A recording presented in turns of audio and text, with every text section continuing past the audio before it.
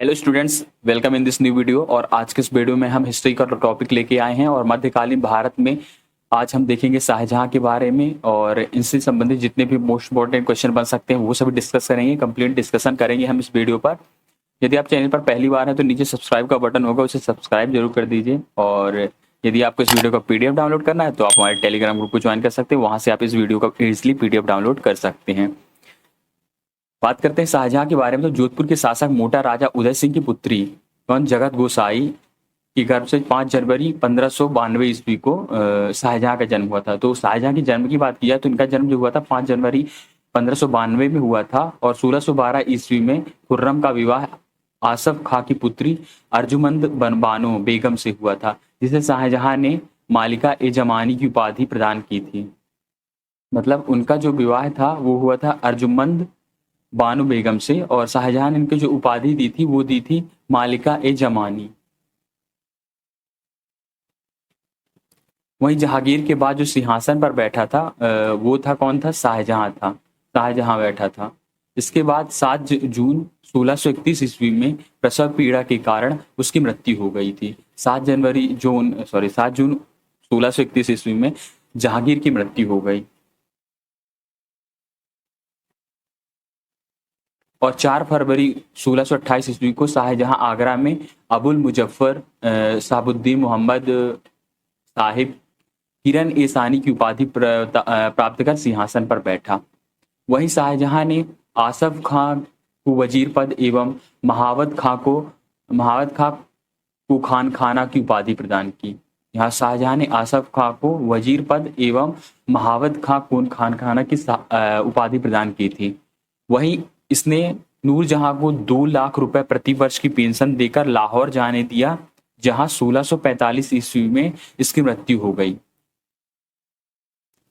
वहीं अपनी बेगम मुमताज महल की याद में शाहजहां ने ताजमहल का निर्माण करवाया था, आगरा में करवाया, उसकी कब्र के ऊपर करवाया।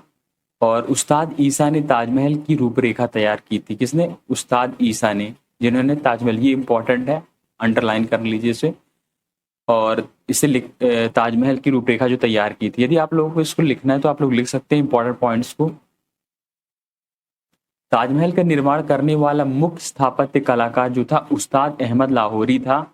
और मयूर सिंहासन का निर्माण शाहजहां ने करवाया था। इसका मुख्य कलाकार भी बादल खां था और बादशाह के सिंहासन के पीछे पितरा दरु के जड़ाऊ काम की एक श्रृंखला बनाई गई थी, जिससे पौराणिक यूनानी देवता आर्फियस को वीणा बजाते किया गया है। मतलब वीणा बजाते हुए किया गया है। मतलब इस जो मयूर सिंहासन निर्माण किया गया उसकी बात की गई है।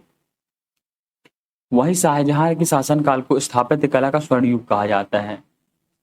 और शाहजहां द्वारा बनाई गई प्रमुख इमारतें जो थी वो दिल्ली का लाल किला था, दीवाने आम था, दीवाने खास था, दिल्ली का जमा मस्जिद, आगरा का मोती मस्जिद, ताजमहल एवं लाहौर का किला स्थित सीसा महल आदि थे। कौन कौन से बात के शाहजहां के जो शासनकाल था उसे स्वर्ण काल इसलिए युग कहा जाता है क्योंकि इसमें बहुत ही ज्यादा स्थापत्य कला पर ध्यान दिया गया और बहुत सी इमारतों का निर्माण किया गया। उसमें थी कौन सी? लाल किला था, दीवाने आम, दीवाने खास, दिल्ली का जमा मस्जिद भी हो गया, वहीं आगरा की मोती मस्जिद, ताजमहल, लाहौर आदि सम्मिलित हैं। बात करें शाहजहां ने 1638 ईस्वी में अपनी राजधानी को आगरा से दिल्ली लाने के लिए यमुना नदी के दाहिने तट पर शाहजहानाबाद की नींव डाली। आगरे के जमा मस्जिद का निर्माण शाहजहां की पुत्री जहां आरा ने करवाई। वहीं शाहजहां के दरबार के प्रमुख चित्रकार मोहम्मद फकीर एवं मीर हासिम थे। शाहजहां के बाद में वसिंधर मिश्र एवं हरिनारायण मिश्र नाम के 2 संस्कृत के कवि थे। मतलब शाहजहां के दरबार में जो चित्रकार थे उनका नाम था मोहम्मद फकीर एवं मीर हासिम। वहीं शाहजहां के दरबार में वंशीधर मिश्र और हरिनारायण मिश्र को संस्कृत के कवि थे। आगरा में जो जमा मस्जिद का निर्माण शाहजहां की पुत्री ने करवाया था। शाहजहां ने संगीतज्ञ लाल खां को गुड़ समंदर की उपाधि एवं संगीतज्ञ जगन्नाथ को, ये जो हिंदी का कवि भी था, को महावीराय की उपाधि से सम्मानित किया गया। तो यहाँ पर 2 इंपॉर्टेंट पॉइंट है। शाहजहां ने संगीतज्ञ लाल खां को गुड़ समंदर की उपाधि प्रदान की एवं संगीतज्ञ जगन्नाथ को कवि संगीत जो जगन्नाथ थे उनको महाकवि राय की उपाधि प्रदान की थी। शाहजहां ने संगीत लाल खां को गुड़ समंदर, ये तो हमने डिस्कस कर लिया है। नेक्स्ट देखते हैं।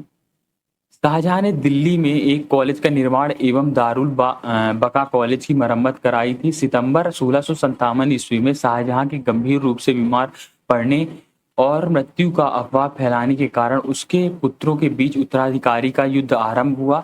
उस समय सूजा बंगाल, मुराद गुजरात और औरंगजेब ढक्कन में थे। वहीं 15 अप्रैल 1658 ईस्वी में के द्वारा एवं ईस्वी में औरंगजेब के बीच धरपट का युद्ध हुआ। इस युद्ध के द्वारा युद्ध में दरा की पराजय हुई थी। बात करा जाए सामूगढ़ का युद्ध कब हुआ था? 29 मई 1658 ईस्वी को दारा एवं औरंगजेब के बीच हुआ था सामूगढ़ का युद्ध 29 मई 1658 को।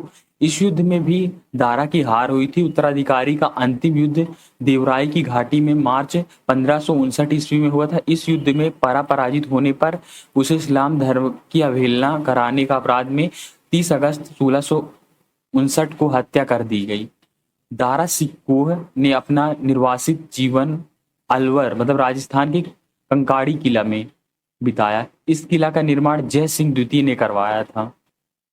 वहीं साला बुलंद इकबाल के रूप में सारा सिकोह जाना जाता है। किसे साय बुलंद इकबाल के रूप में सारा सिकोह को जाना जाता है। 8 जून 1658 ईस्वी को औरंगजेब ने शाहजहां को बंदी बना लिया। आगरा के किले में अपने कैदी जीवन के 8वें वर्ष अर्थात 22 फरवरी 1616 ईस्वी को 74 वर्ष की अवस्था में शाहजहां की मृत्यु हो गई थी। 1666 ईस्वी में उनकी मृत्यु हुई थी जब ये कारागार में थे और इन्हें सजा दी गई थी। औरंगजेब ने शाहजहां को बंदी बना लिया था और इन्हें कारागार में डाल दिया था। तो शाहजहां से रिलेटेड जितने भी मोस्ट इंपॉर्टेंट फैक्ट थे वो हमने डिस्कस किए हैं और ये हमारा मुगल साम्राज्य में मध्यकालीन भारत का टॉपिक था। और इस टॉपिक से रिलेटेड आपको कोई भी डाउट है तो कमेंट सेक्शन में कमेंट कर सकते हैं। Thanks for watching. Next level knowledge में आप सभी का स्वागत था और चैनल को सब्सक्राइब करना ना भूलें। सब्सक्राइब करने से मेरे आने वाले वीडियोस आपको मिलते रहेंगे। लाइक कीजिए, शेयर कीजिए अपने फ्रेंडों के साथ। और इससे पहले कि आपको हिस्ट्री के टॉपिक देखने के लिए आप हमारे चैनल की प्लेलिस्ट में जा सकते हैं, वहाँ पर प्रीवियस वीडियोस को देख सकते हैं और आप अपनी प्रिपरेशन को थोड़ा सा बेटर डायरेक्शन दे सकते हैं। तो थैंक्स फॉर वॉचिंग। मिलेंगे नेक्स्ट वीडियो में।